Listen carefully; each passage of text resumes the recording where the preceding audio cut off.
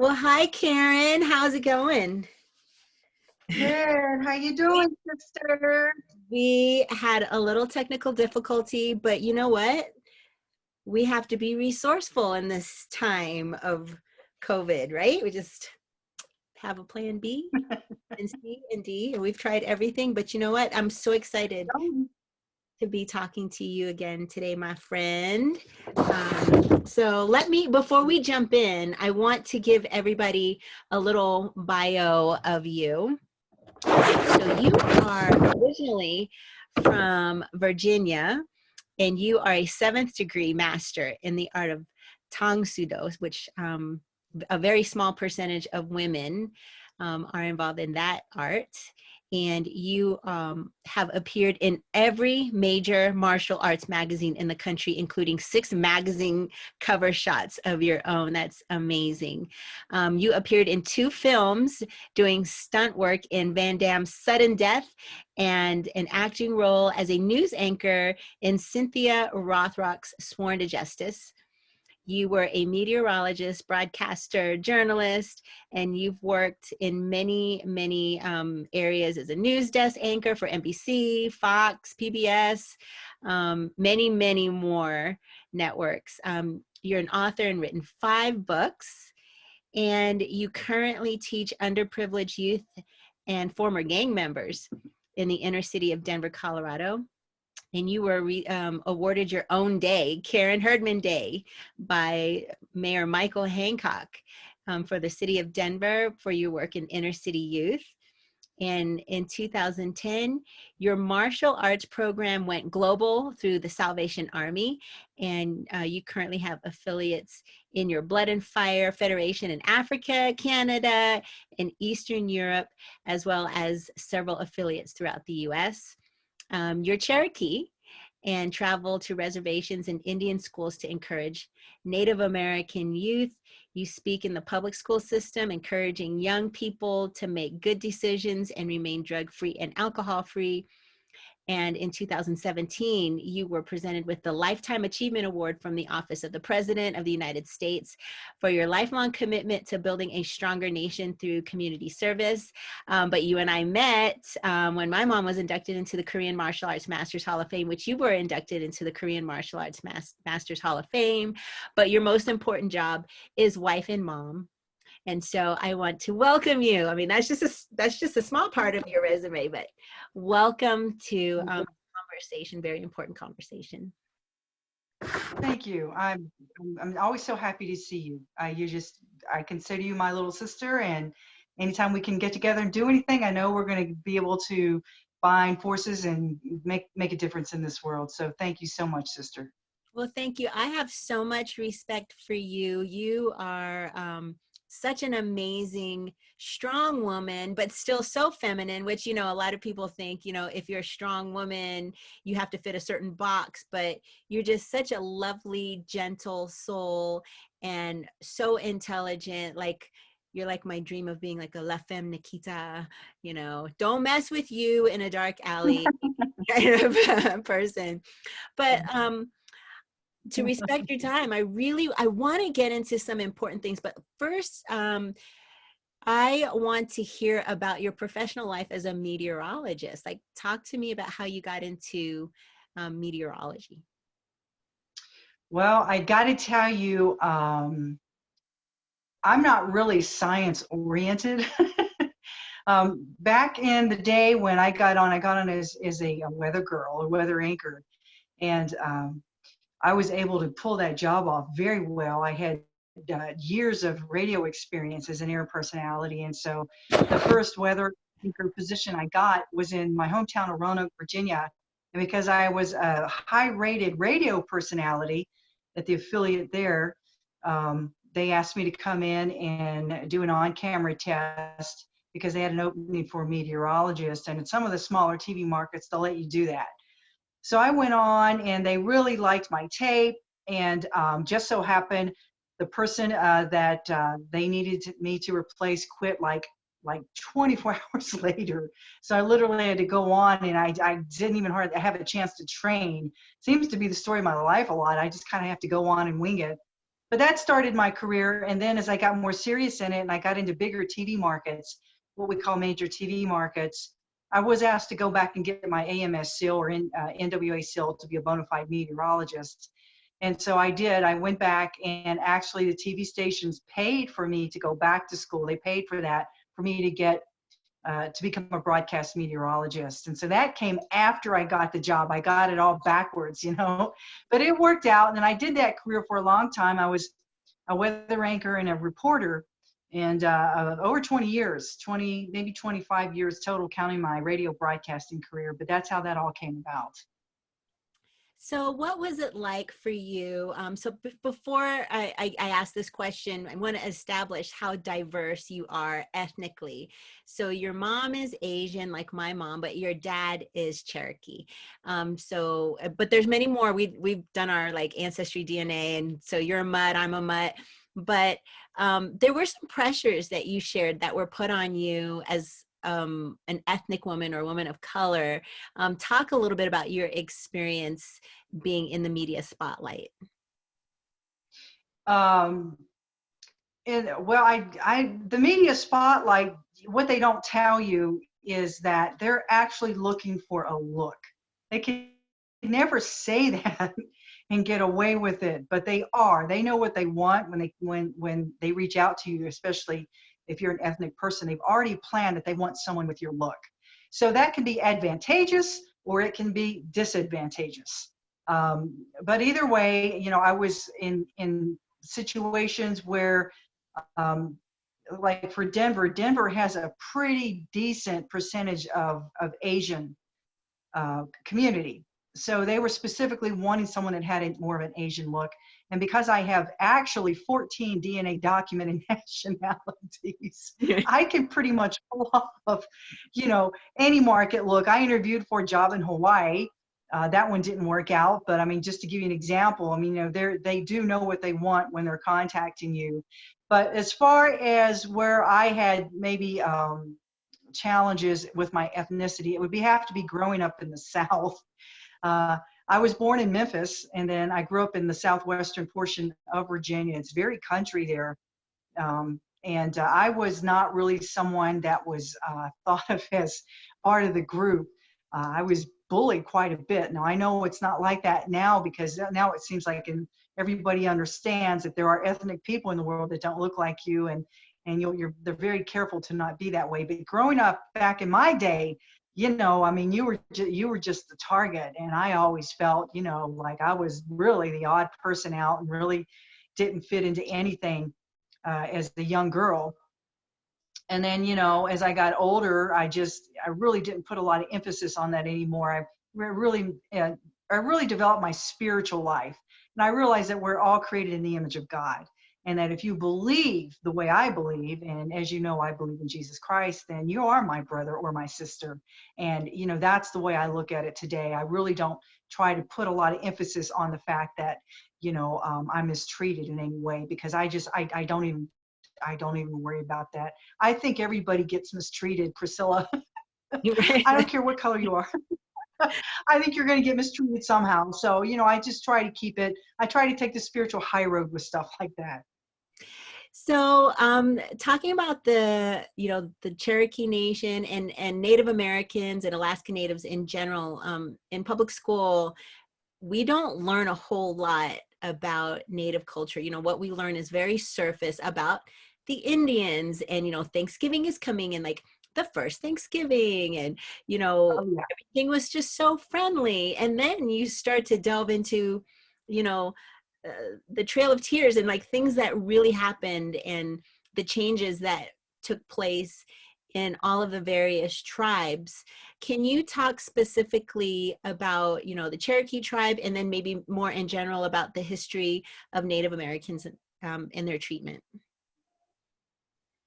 Absolutely. So I actually do speaking engagements on the very thing that you're saying. And I talk about Native America, different tribes, different journeys. And, not all Native Americans are similar in their housing and the way they bury their dead and the way they speak. It's very diversified. So I like to break it up by the Mississippi River. So east of the Mississippi, when you have the woodland Indians, their culture is quite different from the Plains Indians out here in Colorado or on the western side of the Mississippi. And their looks are very different as well.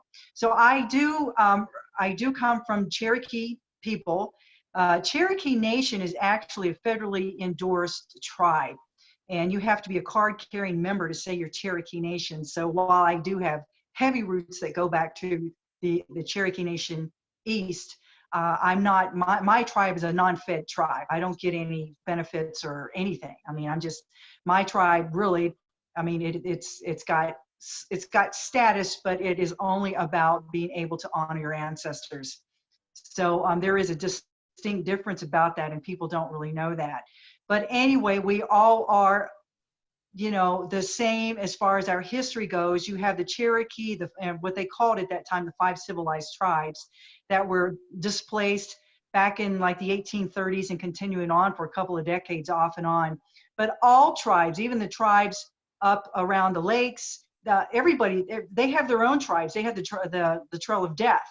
And the reason why the Trail of Tears is so significant, A, it was the first tribal removal, forcible displacement, and B, especially with the Cherokee, so many died. I mean, they were forced to walk and cross over at the time when winter was approaching, and then the Mississippi froze up, and so they were stuck for 3 months on the banks of the Mississippi, and they were just dying by the hundreds of starvation and freezing, and it was just a horrible situation. So that's why that one, the Trail of Tears, is so memorable when it comes to the woodland Indians. But all Native Americans, except for some that are still out on the West Coast, were displaced in some way.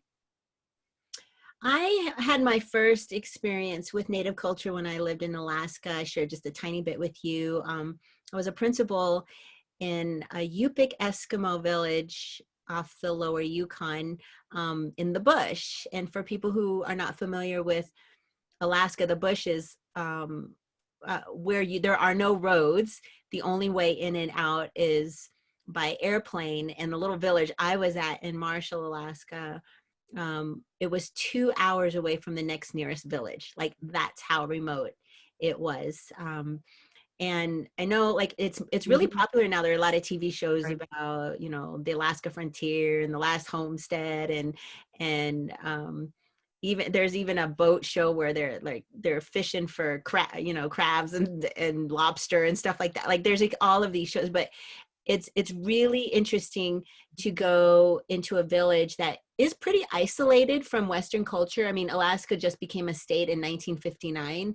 And one of the things that I learned from the elders in the village is like that the older generation, they were the children when Alaska first became a state, and when they were forced to go to more westernized schools and abandon their language. And so the problem that we have here is like the standardized expectation of learning and speaking and literacy with a generation of children who are not proficient in Yupik, but they're also not proficient in English. Like, and so Right. they're trying to preserve the language. They're kind of half subsistence, where they're still hunting moose and caribou and fishing, but getting checks from the government. But it's really an interesting situation. It was the first time that I was immersed in a culture that was heavy on drugs. And we have a lot of FAS, fetal alcohol syndrome, in the villages, because there really are no jobs. They're expected to graduate from high school, but there really are no jobs in the villages. And so, you know, what we find is a lot of substance abuse in Alaska. I spent 2 years there. So with your time visiting the different areas here in Colorado, what are you seeing as far as that goes? Well, unfortunately, it's universal statistics, Priscilla, because you have Native Americans on a national level who have, you know, twice the suicide rate, 3 times the drug and alcohol abuse rate. I think the last time I checked, there's, you know, less than, what is it, 80, 75, 80% will even graduate high school. And I mean, it's almost in single digits digits the amount of Native American young people who go on to college. And it's a situation that unfortunately flies under the radar. You're talking about, as far as the United States of America, this is the poorest ethnic group in the country, with some villages and some tribal areas not even have appropriate running water. So this is a real problem that people don't hear about. And of course, what we'll talk about right now, whenever you're ready, is about the missing and murdered Indigenous women. That spans not only the United States, but goes into Canada, which is a real problem as well. This is one of the things I try to do, is educate people on what's going on in Native America and request their prayers and do what I can do to make a difference. You know, as a martial arts master instructor, I do teach self-defense, and because I'm Native American, it's easier for them to bring me in and, you know, talk to these young people and be able to teach self-defense classes to women. And, you know, I feel like I can just do so little right now, but, you know, I'm on that trek to try to make a difference and let people know that there's a real problem going on in Native America that needs to be addressed. I think it's really important that you are there, especially addressing this issue, because in Native culture, they are very male dominated. At least that's what I found, because you have the village elders and the councils who make a lot of the decisions. There are abuses, and I'm going to have you go into that, but I do want to mention real quickly that this problem was so important to address that President Trump issued an executive order on establishing the task force on missing and murdered American Indians and Alaska Natives. And he did this, it was issued in November 26, 2019. And when I read this, I actually learned a lot, because I did not realize all of the departments. Some of the people that are on the task force include the director of the Federal Bureau of Investigations, which is the FBI, the Assistant Secretary for Indian Affairs, who's part of the Department of the Interior, the director of the Office on Violence Against Women, which is part of the Department of Justice, the director of the Office of Justice Services, Bureau of Indian Affairs and Department of the Interior, the chair of the Native American Issues Subcommittee of the Attorney General's Advisory Committee, the commissioner of the Administration for Native Americans, which is part of the Department of Health and Human Services, and many other representatives. So it looks like there's someone representing so many departments on this task force, and it's like all hands on deck. So why don't you kind of take us back to what has been the problem in the Native community of the acts of violence against women, and especially young girls? Okay, absolutely. You know, actually in Native American culture, for most tribes, women were always equals. I know the Cherokee tribe, it's always the woman's side of the family that you take your name from. So there are 7 clans in the Cherokee tribe, and you take the clan name of your mother's clan. Women are usually in Native America treated differently. After they were displaced and put on reservations, a lot of things changed, and you have to understand the thinking behind someone who's Native American. They live outdoors. That's what they were. They were people who lived outdoors. The only time they ever went indoors was to sleep or to get out of inclement weather. They hunted. I mean, everything that they did had to do with relation to earth, everything that they did. So, you know, to change their mindset, it was really, you know, putting cuffs on their free spirit to say, this is an area, a reservation, you're required by our law to stay in it, you don't step out of it, which is what happened for, I mean, decades. I mean, it was really later on in the modern era before Native Americans were allowed to step outside of that reservation area. And that's why they had, you know, the Indian bureaus and things of that nature. It was to make sure that they stayed in check and they weren't going to leave that reservation, and they weren't going to cause any problems according to what the Europeans that came over were hoping for, the frontiersmen and so forth. So, you know, once you get people constantly prisoned, for lack of a better way to put it, in a certain geographical area, you're going to have all kind of situations. I mean, where are you going to run? You can't go anywhere, you know. Not to mention, you know, the ancestral feeling that floods that goes through the bloodline of people who feel like, they're worthless and they're losers because of being defeated. And yeah, and that happens with a lot of races because of the history of what happened to their people. It's in your bloodline and you know it, and that has an effect on you, uh, whether you realize it or not. I mean, you can imagine if you've had horrible things happen in your family, it's still going to affect you today. It's always in the back of your mind that, this atrocity happened to my own people. And that causes a lot of repercussions. It goes from generation to generation. And I'm a very spiritual person, and I believe that there are spiritual attractions to certain areas. And I know that the Native Americans have really suffered with the spirits and the demons of alcohol and drug abuse and crime. Now you incorporated in that most tribal areas have their own criminal system or law enforcement in place. They have their own system. And now you have a situation where the government is not really allowed to cross that line and officiate or take over. So somebody somewhere saw a window of opportunity where they could go into the tribal areas and commit this crime or kidnap this woman or murder or rape this woman. Then they could leave and then they're scot free. Somebody realized that. And we don't know if it's the sex trade that's in play here or what's going on, but it's more than just domestic violence going on in tribal lands. You're talking about hundreds, over 2,000, 2,000 to 3,000 Native American women that have just disappeared off the face of the earth for the last several years in the Plains area, mainly the Plains area, including Colorado and going up into Canada. These are Indigenous women, and they don't know what's happening to them. It is a problem, and it gets very little coverage. And I thank President Trump and the Trump administration trying to take a lead on this. I don't know of any other president who has tried to take a lead on the situation. But in the meantime, it's complicated because, like I said, you have different jurisdictions. Us Americans, we're bad with the red tape thing. I mean, it can be very slow to move. And in the meantime, the problem is still continuing. So, my prayers are with the administration to try to help these women. And these are girls, some of them as young as 12 years of age, going up to women into their 30s. And, these are people's kids and people's sisters and people's mothers. God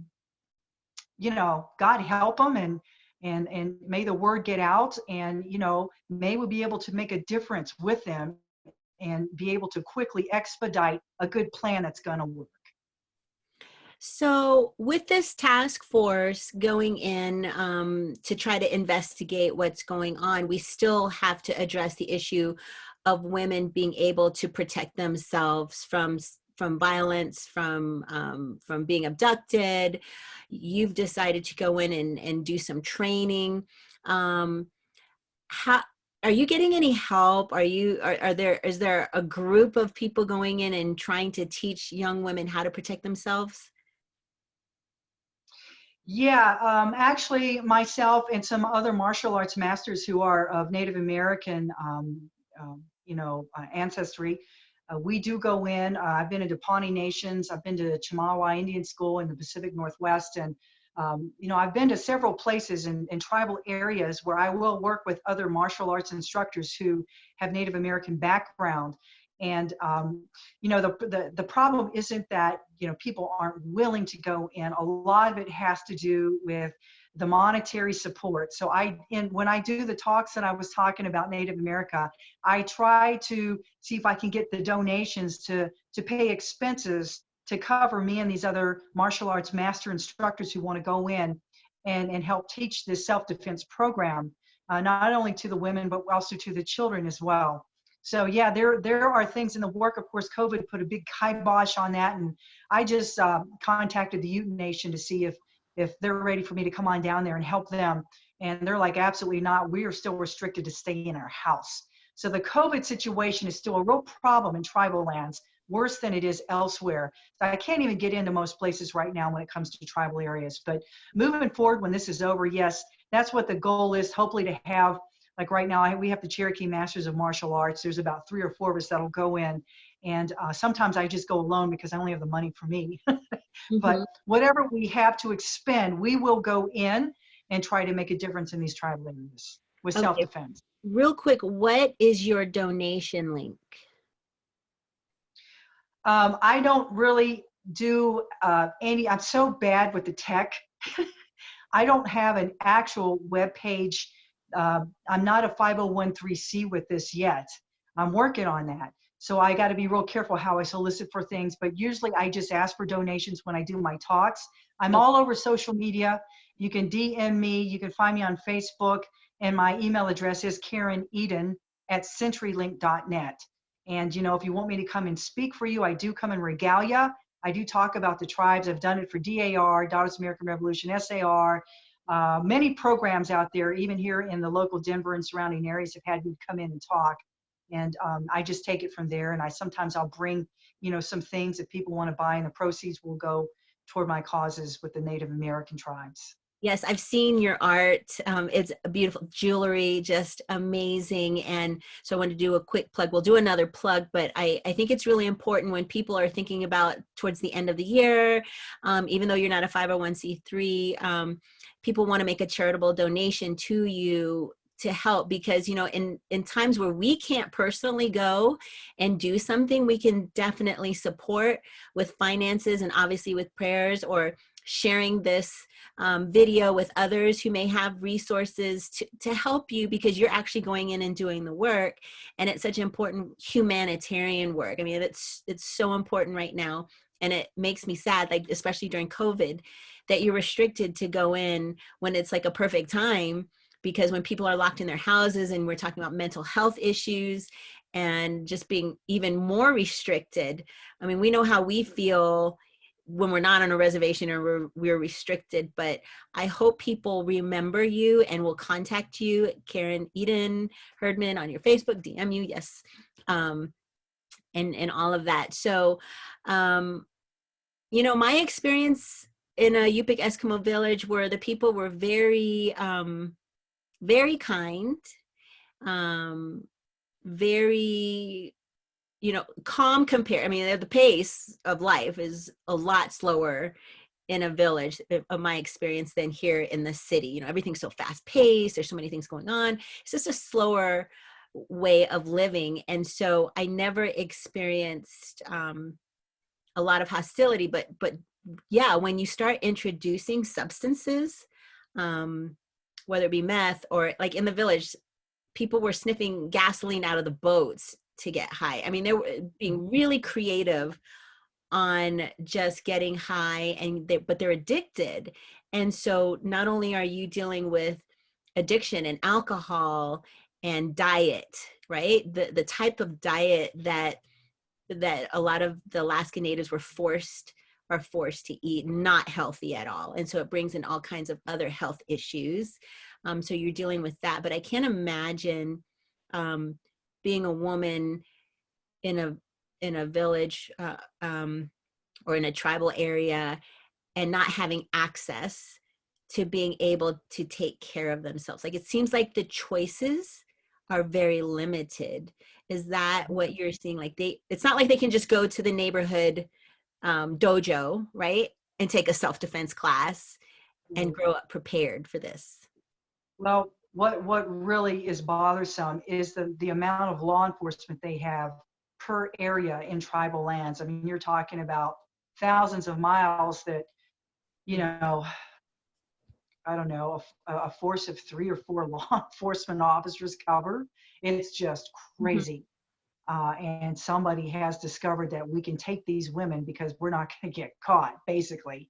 So I'm hoping that, with the Trump administration putting this in place and trying to make a difference with missing and murdered Indigenous women, that they will be successful. And, the stats when it comes to addiction, I'm not an addiction specialist, but I am an ordained chaplain, and I do a lot of counseling as such. It's if you have one parent that's addicted to drugs or alcohol, then that child is 50% likely to be addicted to drugs and alcohol. I call it a spiritual situation that runs in the bloodline. This is just who I am, the way I believe. And so now you're talking about both parents being addicted, and what chance do these kids have, because there's really nothing for them to do. they get together, and sometimes they have gangs even now.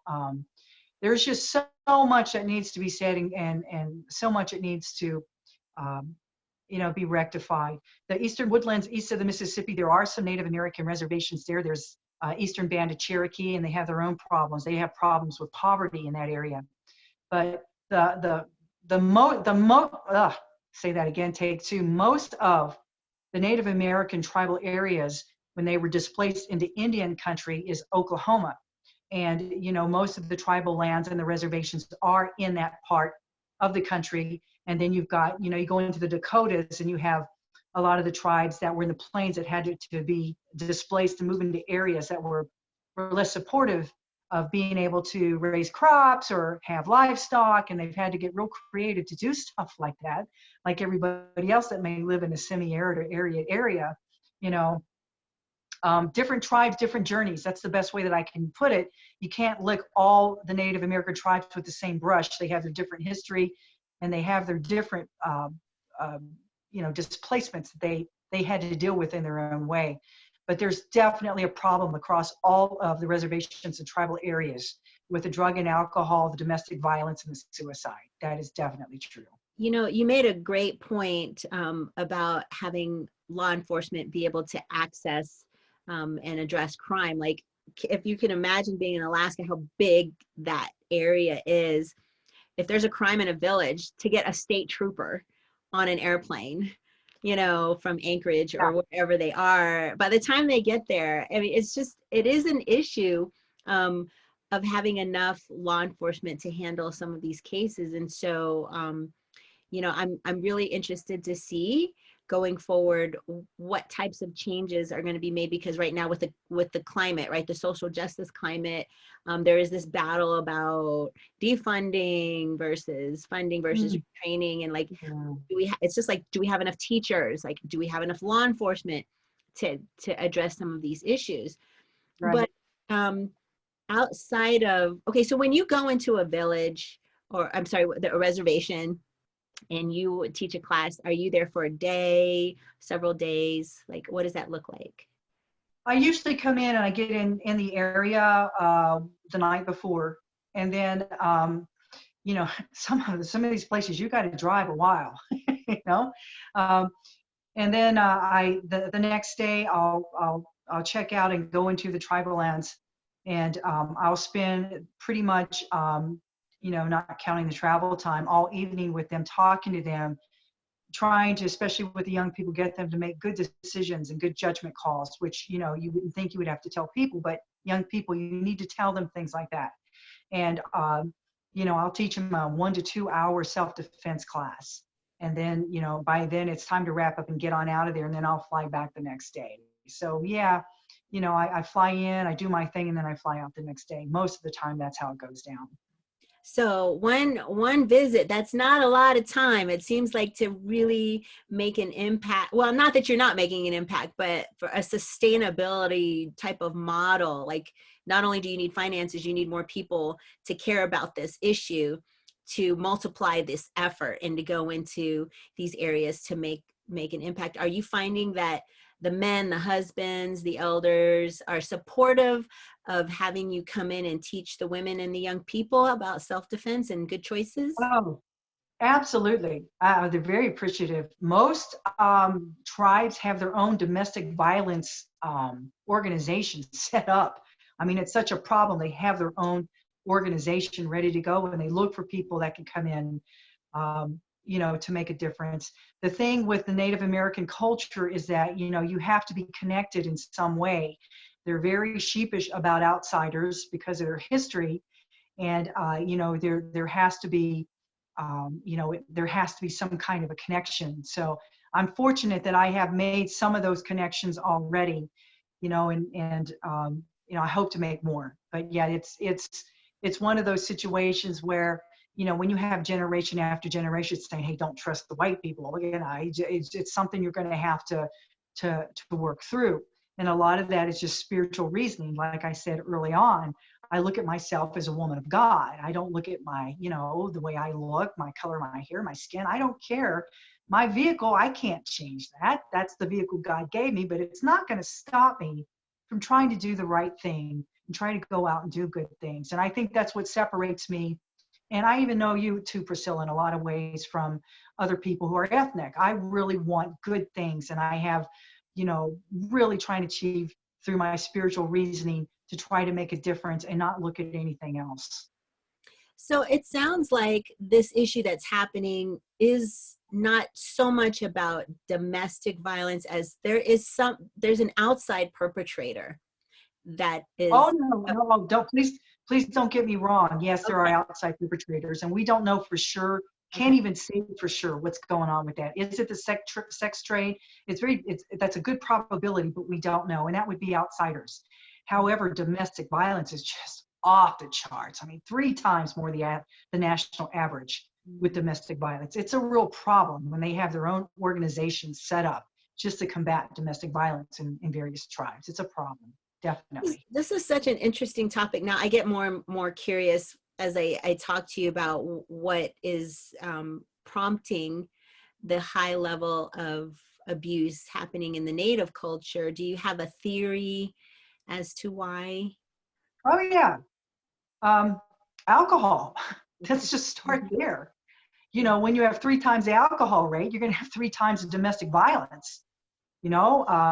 One demon will feed after another. One spirit feeds off of the other. One spirit will attract more spirits. Again, you have to excuse me, but I'm a very spiritual person. I'm an ordained chaplain, and I look at things from a spiritual reasoning.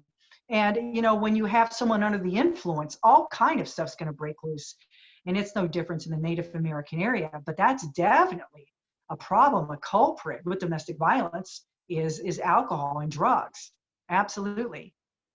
So let's talk a little bit about that because we're not a monolith in America. You being Native American, a lot of natives are classified as spiritual and they believe in the land, but you're actually a Christian. You worship Jesus, you pray, you have a regular, very uplifting Facebook live that you do very regularly. I love when I get the pop-ups on my phone. It's like, Karen's on, and when I listen, it's short, but it's so positive. So talk about, I'm sure I know, because also as a Christian, like there's purpose behind what you do, right? You see a bigger picture with your work, with your dojo and working in inner city. Like, what are some of the things that drive you and inspire you to do this work connected with your faith? Well, I'm not just a Christian. I'm actually, I'm a holy person. I'm an ordained minister. So, I take it serious. For me, in my experience, I can't imagine what life is like if you don't have your faith to stand on. And a lot of people do think, because I identify heavily with the Native American culture, that I've embraced the Native American religion. And I make that very clear when I give my speaking engagements that I have not. I have not embraced the Native American religion. And a lot of people think it's the same thing, that the creator is God. I'm here to tell you that the Native American religion is not about Jesus Christ, okay? There's a difference. There's a different power source. And while I know a lot about the Native American religion, and I've studied it, and I've witnessed it, and I've been a part of it in some ways out of respect, standing back and looking, it is not the same thing. And I'm fully reliant on my faith under the power and authority of Jesus Christ. And I make that very clear. And I know that that is the one power source that can heal Native American land, and that can heal tribal areas. Unfortunately, when you don't pick something, you're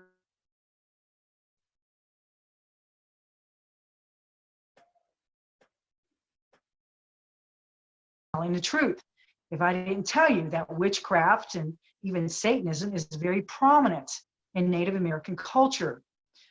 When I go into these areas, I have to have respect for everybody, but I go under the power and the authority of my Savior, which is Jesus Christ, for protection and for the ability to minister, whatever you want to call it.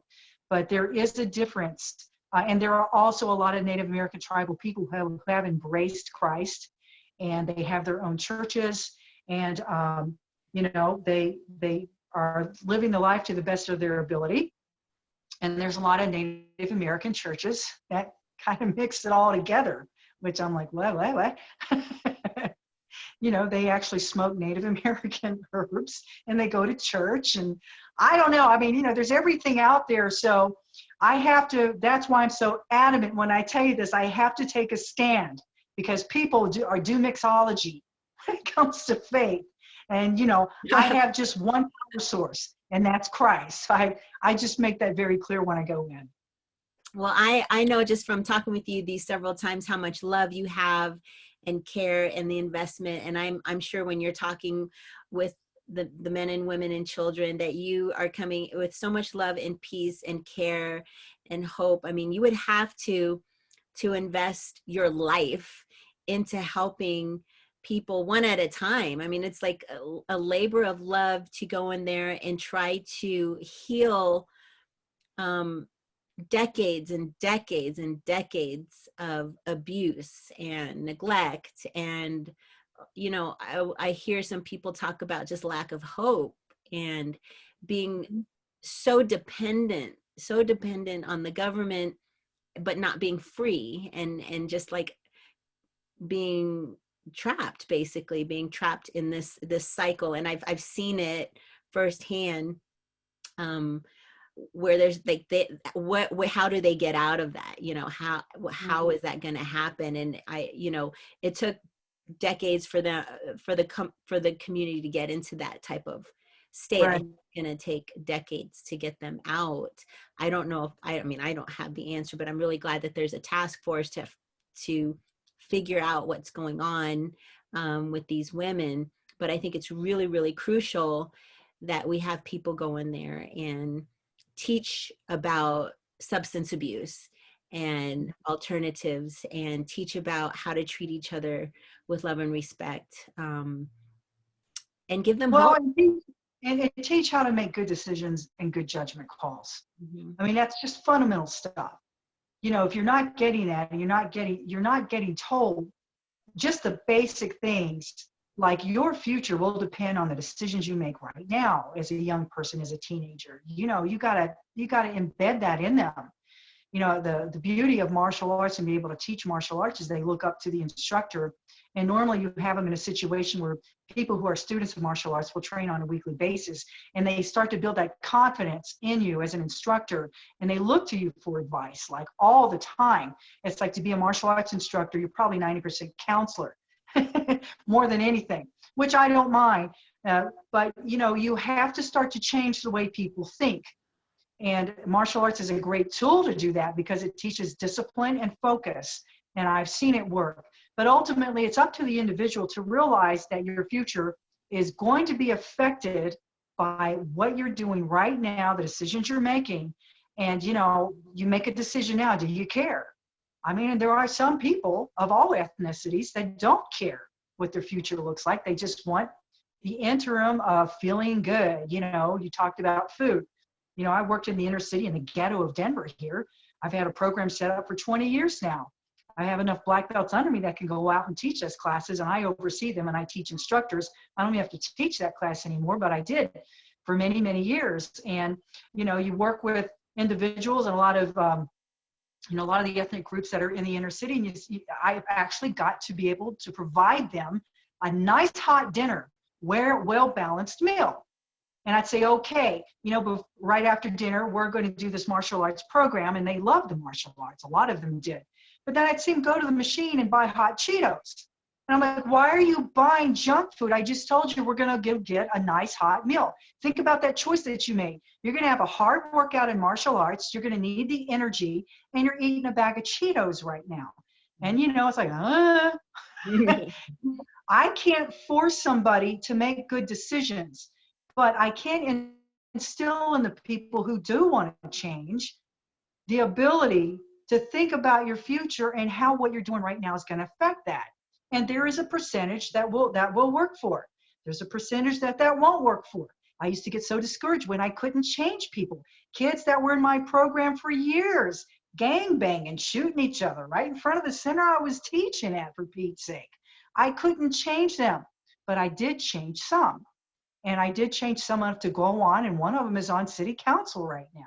I mean, it makes a difference. I have a man who was homeless that went through the Salvation Army rehab program. He was an alcoholic who's one of my teachers now. I mean, things can change. If people want to change, they can. But you got to realize you can't change everybody. It's just not going to happen. So hope I didn't get off on some weird trail with you there. But No, that's the I bottom think line. it's really crucial because, you know, I did see that when you see 6-year-olds and 7-year-olds just walking around with cans of Coke, you know, because that's what got dropped off at Yeah, it tastes good. you know, but they're addicted and they're obese, you know, in elementary school because of the kinds of foods they eat that have all the preservatives and they're in boxes and they're just like, they're not fresh vegetables or fresh meats. It's just junk. Right. And And I got to tell you what, we have to make good food more affordable in this country.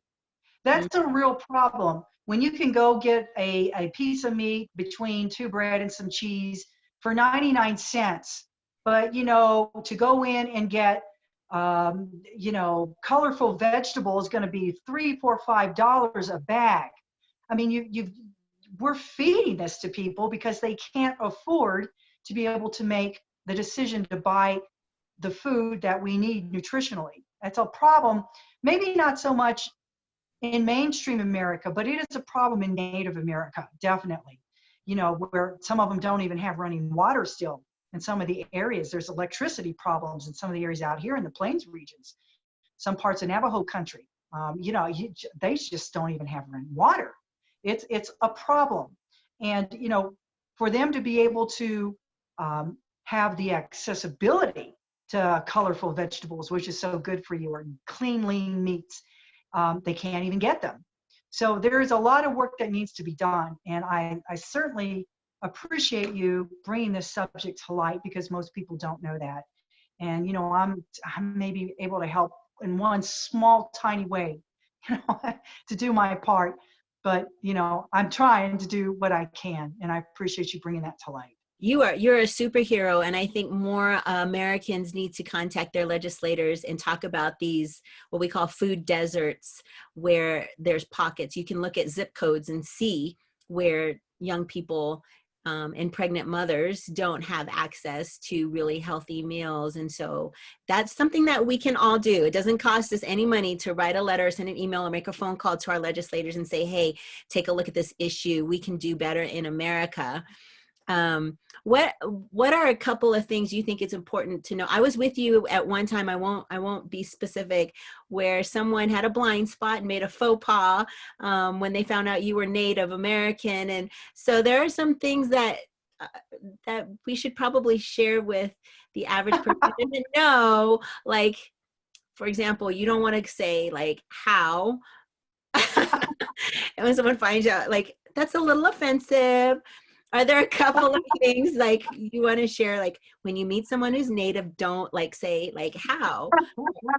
You know, I laughed. I did have someone who was actually in the political scene, and I walked in the room and they went, how? I mean, you know, the truth is how, it's actually Howa, Howa, I believe. And there are tribes, I think, in California that use that as a greeting, but that's not my tribe. I mean, I don't even know, you know, I wouldn't know otherwise what Howa means. It is a greeting, but it's not every Native American tribe does not go by Howa, guys.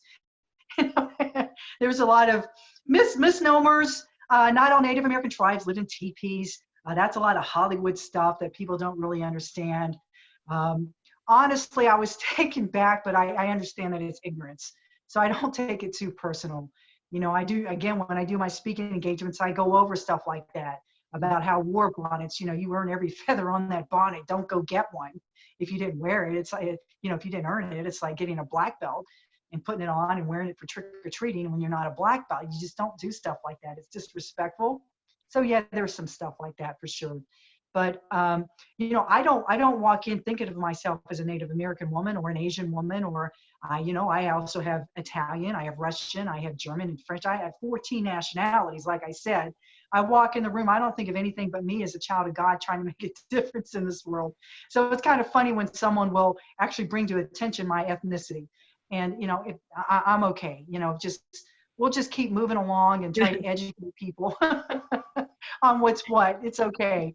It's funny. We can all do better. And like you said, I think that that is a great reminder of where we want to go, is like get to a place where we see each other as souls, right? Like as children of God, and who you are on the inside. Like this is just a shell.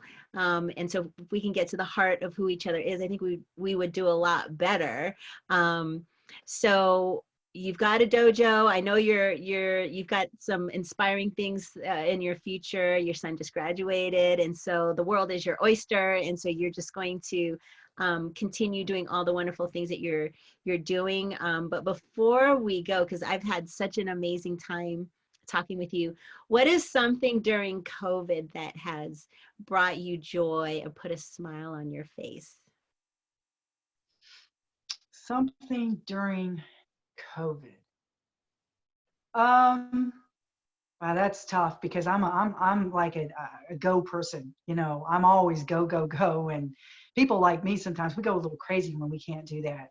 But if I could think of something that's brought me joy, I could tell you um, I've really worked on my spirituality and try to grow really strong in that. I've tried to reach out spiritually and do more counseling with people, and done doing a lot of Zoom and stuff here, a lot of Facebook lives, and try to inspire people. Um, that's the one thing I've really tried to develop more than anything. I have my kid who, for some reason, is just huge, got a football scholarship at Dakota State, and they're actually playing there. So it's nice to keep tabs on him and see how his career, his football career is going. And honestly, Priscilla, I don't like to give a lot of canned questions, but I've had to dumb it down. I mean, I've really had to like lower the bar, like a lot of people during COVID, and I don't like it. I don't like doing that. I can't wait to get out and do the things that I do. I'm finally going to be able to go out. I got an appearance in South Carolina, in Greenville, South Carolina, but on top of being able to speak, I'm going to be testing for my 7th degree black belt. And that's 30 years in the making. And so that's an actual test that's going to be open for people that are there to come and view. And I've been training really hard on that. So I go and train like every day, even during COVID, and I wear a mask, and I'm teaching, I'm wearing a mask and making sure that everything is COVID safe when I go out and I do the workouts and I teach. So I'm looking like everybody else. I'm looking forward to getting this part of our historical chapter over with so that I can move on. So honestly, I don't know. Outside of that, I really don't know how to even answer that question. Yeah. I mean, I don't think people realize how awesome you are and what you've done and the caliber of person you are to even have been recognized by the current administration at the White House, like for the work that you've done. Like you really are an influencer in our society. And I know a lot of people may not have heard of you, but I just want people to know, like, you are really somebody important and who has been doing amazing work. And so what I want to say, because we had a short conversation about this, you have offered to teach a class for women on self-defense. We're going to coordinate this. It's going to be a small number because we're limited on the number of people that we can have. If you live in the Denver metro area, I will post something on my Facebook. It'll be first come, first serve. We're asking if you can make a minimum $20 donation to towards the work that you're doing. It's not going to go in your pocket. It's going to go to you going and actually helping and continuing to do this work of training other women and children in self-defense. We can donate more. It's the end of the year. We want people to open their pockets because you're not a 501c3. People are just going to donate out of the kindness of their heart without expecting anything in return. And we're going to just pray for blessings back on you. If you can give more than $20 and you want to come to this self-defense class, guys, like, she's Masters Hall of Fame. And like a Hall of Famer is going to teach us a class on self-defense. I am so excited. And I really want to go with you one day. Like when things open up, like I want to carry your water or carry your black belt or carry something for you, be your cheerleader. And just, I would love to see you working firsthand and just love on the women and the children that you're going to work with, because I just believe in you so much. And so I want people just to check back, and we'll get a date, we'll get a time, and we'll post it on my Facebook. And then it's just going to be first come, first serve on that. So Yeah, no, and I want everybody to know this will be the same program, Priscilla, that I teach Native American women. It's the same program. We're not going to get all Bruce Lee or nothing, you know. It's not going to be like my 7th degree black belt test or anything. It's just basic, good streetwise self-defense that every woman out there should take and should have. Every woman, every girl. We'll take it maybe from women 6th grade and up. How does that sound? If you're in the 6th grade and up, you're welcome to come in and take this class. And I don't have a problem with how many. It doesn't matter if I teach 1, 10, or 100. It doesn't matter. But we'll work with Priscilla because the space in the area, we got all that COVID restriction stuff we got to work by. But yeah, absolutely. And the money will go towards traveling expenses to help make this possible again, to teach more into the tribal areas. Thank you so much. That's a great idea.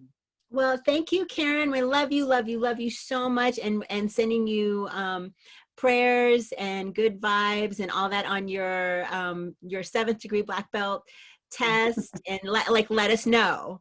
Let us know. Oh, Is I it, will. you know, if I it's will. live zoomed or something, you know, or whatever. But you know, we'll I will. celebrate when you get it. We'll have a big. Oh, I can't wait for that. I would love to celebrate, and I will post when everything's done. And you know, if I'm not posting pictures of me in a wheelchair or a gurney, I passed. Hey, I'm going to make it happen. Yeah, absolutely. Thank you so much. I appreciate your prayers and your well wishes. Thank you. And thanks for your patience with the technology, and everybody who was patient with the technology today. But this was a great conversation, and I love you, and we'll see you soon. And you take care of your. Bless you. Thank you. Bye-bye.